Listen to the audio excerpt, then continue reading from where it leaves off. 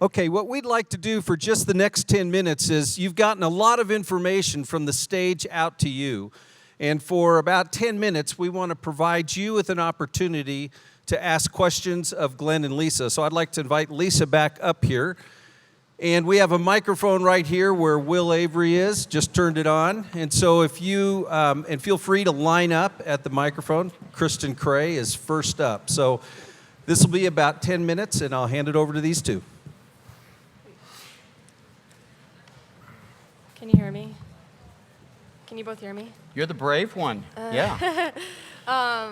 Okay, hi. It's great to meet you both. And I first want to thank you, Mr. Stanton, for discussing that topic because a close friend of mine from Tennessee actually came out of the closet last night. If I could just put you, can you Yeah. hear, can everybody hear fine? Can you hear me? Yeah? Okay. Anyway, and it's such a tough topic to know not how to know how to speak and make someone feel loved without offending God. So thank you for addressing that. And then my question is more for Ms. Anderson, although it's open to either of you, and it's kind of long. Is that okay? Okay. So I have a question about fighting for a relationship, a romantic relationship. I am confused about some mixed messages. I have learned that in marriage, no matter who you find yourself married to, you are commanded to be a good spouse for them and make the marriage work. Make sure they are loved in spite of each other's sins. This commitment makes sense to me in light of Christ's unconditional love for his bride. Marriage may succeed not because of compatibility, but because of commitment. But I get confused when it comes to dating. Of course, dating and marriage aren't the same thing, but I don't understand how to practice unconditional love with a partner before marriage. If you realize that you are incompatible with a fellow sinner, can't you just use the same argument as any married couple would? If you ask, what would Jesus do? It seems the Christian answer would be, love forgives, remains, makes it work, always perseveres, no matter what. In a marriage, unconditional love would fight to make it work, no matter how messed up we are. But what does unconditional love look like for a dating couple, not yet committed by vows, but facing each other's ugly sins and wondering how hard to fight for the relationship? All right, good question. Thanks. And Glenn may actually have some insight on this related from a marriage perspective because he's been on the other side and I haven't. Is on the other side, I should say, not has been. Yeah. I would just say my short answer, sometimes I give like the short Laura Schlesinger answers. The short answer is you're not called yet to unconditionally love this person. I think a lot of times when we're in the sense of in a spousal way. I mean, you are still, again, like that first verse where I shared, you are acting as a brother-sister relationship at this point. And I think a lot of times we take on relationships and the seriousness of them far too early in the game to the point where we do almost play like we're married, okay? We act like we're married in an inappropriate way that builds in, not that anything that applies to a Christian to a Christian, brother to a sister in Christ shouldn't apply. I mean, that, you got your work cut out for you for the rest of your life, forgiving people that you're going to have to deal with. Okay, so that I'm not talking about that. At the same time, I'm saying that this is not the time to forsake all others, to jump in with both hands, get dirty, overlook things. This is the opportunity for you to look very deeply and very closely at things. And I find, I've had girlfriends who have dated guys who are willing to overlook far too many things because those guys that you're dating right now, they're at their best right now. They're going to be probably wanting to jump in, probably wanting to work hard, probably wanting to whatever level you're going to get them to do so. And that's why I talked a little earlier about trajectory. Is this a guy who is humble, teachable, has godly men in his life, is working towards that end? They're the ones that need to be in his life acting in that role, not you. It's not your time to step in and start really doing down and dirty hard work on that. You're the person that's kind of like, okay, I got to work on my stuff. He's got to work on his stuff. Is this going to work out? Because then when you do commit in marriage, it is all systems go. And that is, you're going to be called to do that. So just kind of that distinction between the unconditional love, the truly loving as Christ loved in the Christian sense versus I got to put up with everything this guy dishes out because I want to be in this for the long haul, when really God's maybe giving you the opportunity to say, let's look at this a little more closely. Yeah. And that's exactly right.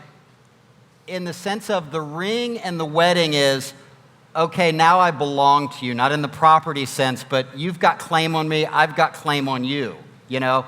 Before that, dude, you got nothing on me, you know? And the verse that Jesus talked about here and from Genesis 2, that the husband shall leave his mother and father and cling to his wife.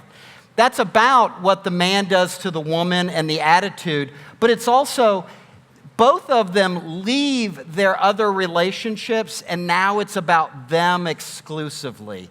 This is the most important person in her life, and vice versa. Before that, you know, it's not the leave your mother and father, and that's representative of if you're going to leave your mother and father, that means all relationships in terms of every other relationship is second to that married relationship. Dating is not the same. Dating is not the same way. It's just what it is. It's just dating. And exactly, I mean, you're kind of trying the person out, if you will, and you've got to say some tough things, and you know, let them know what you're not going to put up with and what you are going to put up with. So, completely agree. Thank you. Yeah. Hi, my name is Rebecca Tarantino, and my question is for Glenn Stanton. This question is framed around the fact that I have a hairdresser who is gay, and he's been my hairdresser for, I think, like 4 or 5 years. So I only see him about twice a year, don't really have a great relationship with him. But my question is, how do you know when you have built a good enough foundation of love to know when to start sharing the gospel and speaking truth into their life? That's a great question. I think it has to do with, first of all, I would say, does this person know that I have been in his life long enough that I care for him? Rather than, okay, this has just been all subterfuge to get to the sales pitch. If they feel comfortable like that, and I think it's very important for us as Christians to send that message that, you know what, you're different than I am, I have a different ethic, you have a different ethic, but you know what, I really do like you. And perhaps even I really do love you. When it gets to that point, though, like in any relationship, you know, okay, there's a relationship here. Now I can start sharing something personally about myself. And that's how you should start talking about Christ, is not, let me lay out, you know, the 4 spiritual laws or this formula, but let me tell you about the difference Christ has made in my life. And that it's a natural part of the relationship there. And again, that has to be established like it would on any other relationship, not more or not less. But I encourage you in that relationship, you know, keep it safe, keep it proper, but let that person know that, you know what, I don't think you're icky, or, you know, I think you're a wonderful person, if they indeed are. The other time is sometimes, you know, you have your gay hairdresser, they're not a very nice person. You don't have to feel like, oh, you know, I've got to put up with this kind of thing. Just like in the church we talked about this morning. There are a bunch of bozos in the church, you know. You don't have to be their friend. It's see them as people and share the gospel with them as people when it feels comfortable and it feels natural there. Hi, my name is Kelsey Cook, and my question was for Mr. Stanton as well. You mentioned that being gay isn't a choice, but then you also said that they aren't born that way. I was just wondering if you could expand on that a little bit more. The last part of that being gay is much worse? No. Oh. You said that it wasn't, it's not a choice, but they also aren't born that way. And Yes. that seems to conflict with Very good question. Dr. Dobson was actually asked this question by Larry King, and he said, it's actually neither, and then they went to a commercial, and he never got to come back and explain it. So we got inundated with letters. Basically, the thing is and it's in one of those quotes, that the best we know, it's a mixture of various things. Some kind of wiring, hormonal, you know, kind of stuff, and then also family of origin kind of things, atmosphere, environment, and those things, in not a black and white way, but can kind of work together to create a different experience for various people. So the answer is it's just not clearly easy a choice, nor is it, well, they're just born this way. It's some kind of mixture of both of these, and how they mix, science just simply does not know. Nor do we know what an orientation is and what is not an orientation. There are people that are sexually attracted to lots of different people at a time, polyamorous. They say that that's an orientation. The gay and lesbian folks say, no, that's not an orientation as well. Polygamy as well. I mean, we don't know scientifically where an orientation, drops off and picks up and things like that. These are very imprecise terms, and we act today like, oh, well, we know exactly what they are. But yeah, that's the answer to that question, and it's a good one. Thank you. Hi, my name's Marlena, and so I forgot your name, Miss? Lisa. Hi, Lisa. Okay, so it says, prepare now for marriage, and it's going to be part of your life later, but then, so that adds into the fact of that dating has to have a direction to it.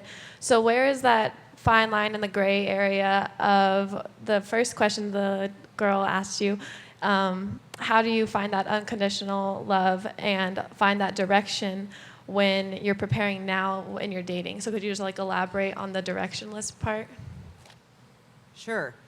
I think what you're asking, and you can let me know if I'm not correct. I think there are a lot of ways to prepare for marriage prior to even being in a relationship. I mean, I think there are many things, there are a lot of ways that marriage is going to grow you up in ways that being single and being a young adult aren't going to do that. And that's all to say that there are lots of ways. I hate it when people say, oh, well, you have to be married to be mature. Well, then I'm sunk. So I think that God totally can sanctify you in singleness as well, and he truly has me. So I would definitely say marriage will certainly grow you up. Marriage is going to sanctify you. Marriage is a petri dish where a lot of things happen. And in fact, I have a friend who is married with kids, and she said, I never knew how selfish I was until I got married, and I never knew how angry I was until I had kids. And so it's really going to provide that mirror, that microscope for you. But at the same time, we are called to be in relationship. We are called to be in community, and I think friendship is a great way. If we really did friendship right, we would probably be in each other's lives a lot more and be a lot more real. I mean, the challenge we have as single people is, I don't really like that person, so I need to start limiting my time with them, or I need to dump them all together, or I need to move on to something, We do that with churches. I like the worship, but I don't like the pastor, but I don't like this ministry, and they don't have anything, we just pick and choose, where finally we have to choose to commit to something and really dig in deep and decide that this is how we're going to love, this is how we're going to pour into this person. This person's going to get ugly sometimes, just like I will, and that's what that's going to look like, so. Okay, part of my job is to keep the trains running on time, so I'm going to cut off the questions. Well, thank you for Lisa and Glenn.